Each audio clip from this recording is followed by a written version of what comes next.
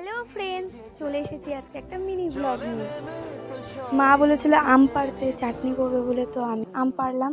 তারপর মা দিকে রান্না করছে, মিলি চলে এসেছিল, বলছে চল বৃষ্টিতে ভিজবো। আমি বলছি ঠিক আছে চল, কোথাও যাওয়া যাক।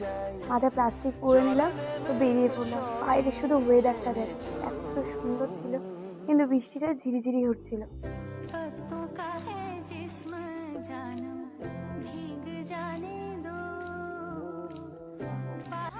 বৃষ্টি বলো কেন এনেছো, পাতা ঝরা বৃষ্টি বলো কেন এনেছো, কত কাহে জিস্ম জানম ভীগ জানে দো।